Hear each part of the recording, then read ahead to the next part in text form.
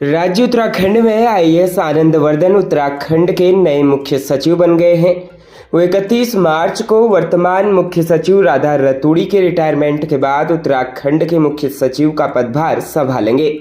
Anandavardhana 1992 batch के IAS अधिकारी हैं। आज का दिन उत्तराखंड की ब्यूरोक्रेसी को लेकर बेहद खास रहा। आज आईएएस आनंदवर्धन को उत्तराखंड का नया मुख्य सचिव बनाने की घोषणा हो गई।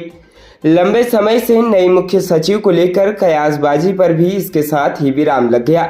हालांकि आईएएस अफसर आनंदवर्धन का चयन पहले ही करीब तय माना जा रहा था। दरअसल इसके पीछे की वजह उत्तराखंड में उनका सबसे सीनियर आईएएस होना था।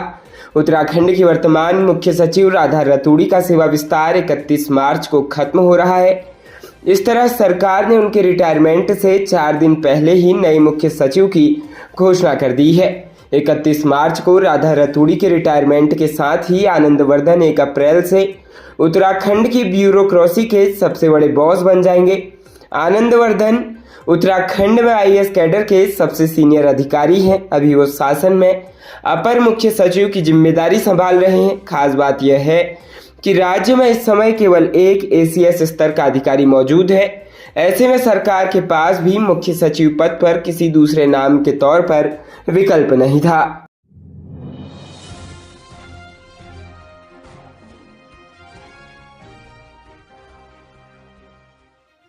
इन दिनों पहाड़ से लेकर मैदानी क्षेत्रों में मौसम खुशनुमा बना हुआ है, लेकिन प्रदेश में आज मौसम करवट बदल सकता है। उत्तराखंड में मौसम विभाग ने आज कई पर्वतीय जनपदों में बारिश की संभावना जताई है। मौसम विभाग ने बारिश को लेकर कोई अलर्ट जारी नहीं किया।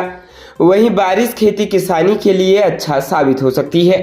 गौर हो कि बीते दिनों से प्रदेश में पर्वतीय क्षेत्रों से मैदान तक मौसम शुष्क बना हुआ है। यहाँ दिन में चटक धूप खिलने से पारे में लगातार इजाफा हो रहा है। देहरादून मौसम विज्ञान केंद्र के अनुसार 28 मार्च यानी आज सीमांत जनपद चमोली, उत्तरकाशी और पिथौरागढ़ के कई हिस्सों में बारिश का अंदेशा जताया गया है, जबकि अन्य जनपदों में मौसम शुष्क बना रहेगा। प्रदेश में दिन चढ़ते ही तेज धूप निकल रही है, जिससे तापमान में बढ़ोतरी देखने को मिल रही है। बात राजधानी देहरादून की करें तो यहाँ आसमान साफ रहने के साथ ही आंशिक रूप से बादल छाए रहेंगे। यहाँ अधिकतम और न्यूनतम तापमान 33 डिग्री सेल्सियस व 16 डिग्री सेल्सियस के करीब रहने की संभावना है। उत्तराखंड में गर्मी की चुभन बढ़ने लगी। पर्वतीय अंचलों और मैदानी क्षेत्रों में मौसम शुष्क रहने के कारण चटक धूप निकलने से पारा लगातार बढ़ रहा है। लोग दिन से समय घर से बाहर निकलने से बच रहे हैं, लेकिन आज मौसम विभाग की भविष्यवाणी सच साबित होती है तो लोगों को गर्मी से राहत मिल सकती है। वहीं बारिश काश्तकारों को भी राहत दे सकती है।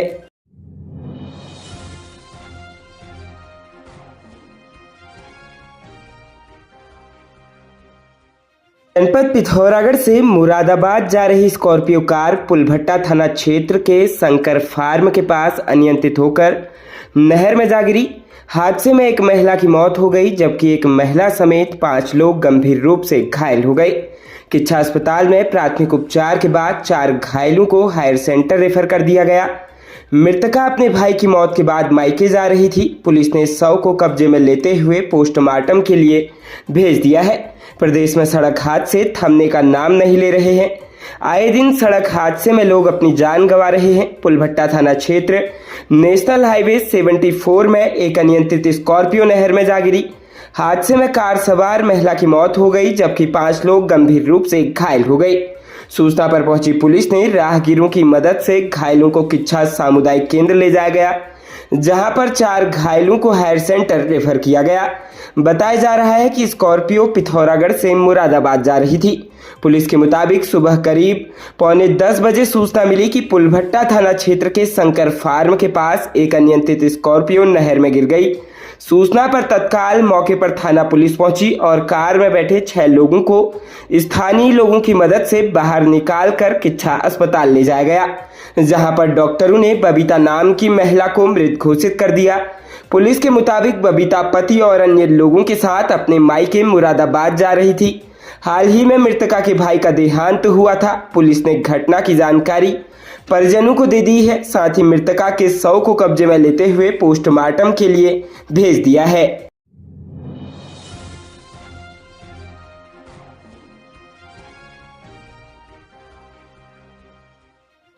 उत्तराखंड क्रांति दल के 2 नेताओं को रेस्टोरेंट और होटल में जबरन घुसकर मालिक को धमकी देने व अभद्र भाषा का प्रयोग करने का आरोप लगा है। इस घटना का वीडियो सोशल मीडिया पर वायरल भी हुआ। इस मामले में होटल मैनेजर की तरफ पुलिस को तहरीर दी गई। तहरीर के आधार पर पुलिस ने मुकदमा दर्ज किया और दोनों नेताओं आशुतोष नेगी और आशीष नेगी को गिरफ्तार किया। पुलिस ने दोनों को कोर्ट में पेश किया। कोर्ट ने दोनों को 14 दिनों की न्यायिक हिरासत में भेज दिया। रजवाड़ा रेस्टोरेंट नालापानी चौक रायपुर के होटल मैनेजर आशीष शर्मा ने पुलिस को दी अपनी शिकायत में बताया कि उनके रेस्टोरेंट में एक व्यक्ति सेफ के रूप में काम करता था। उसे सेफ ने कुल 20 दिन ही काम किया था। सही ढंग से काम न करने और विदेश जाने की बात कहकर वो सैफ 25 फरवरी को काम छोड़कर चला गया था। आरोप है कि 26 फरवरी की शाम उनके रेस्टोरेंट में 6 से 7 लोग जो अपने आप को यूकेडी का कार्यकर्ता बता रहे थे उस सैफ के साथ आए थे। उनमें से एक व्यक्ति ने अपना नाम आशुतोष नेगी और दूसरे ने आशीष नेगी बताया। उन लोगों ने रेस्टोरेंट के मालिक दीपक गुप्ता और अन्य स्टाफ के साथ बदतमीजी करते हुए जबरदस्ती शोर मचाकर अनावश्यक दबाव बनाकर सैलरी के नाम पर उनसे 12,600 रुपये जबरन ले लिए। आरोप है कि दोनों आरोपियों ने उनके प्रतिष्ठान की छवि खराब करने की धमकी देते हुए अनुचित तरीके से पैसों की मांग की गई। साथ ही बात न मानने पर जूते से मारकर और गाली गलौज करते हुए जान से मारने की धमकी दी गई। पीड़ित की तहरीर पर थाना रायपुर में आशुतोष नेगी और आशीष नेगी समेत अन्य के खिलाफ मुकदमा दर्ज किया गया। वहीं इस मामले में आज व्यापारियों ने भी देहरादून एसएसपी कार्यालय पर प्रदर्शन किया। व्यापारियों ने दोनों ही आरोपियों की गिरफ्तारी की मांग की थी। व्यापारियों ने चेतावनी दी कि इस तरह के लोग प्रदेश का माहौल खराब कर रहे हैं, इसलिए उन लोगों पर कड़ी कार्रवाई होनी चाहिए। यदि ऐसा नहीं होता है तो व्यापारी बृहद आंदोलन करेंगे।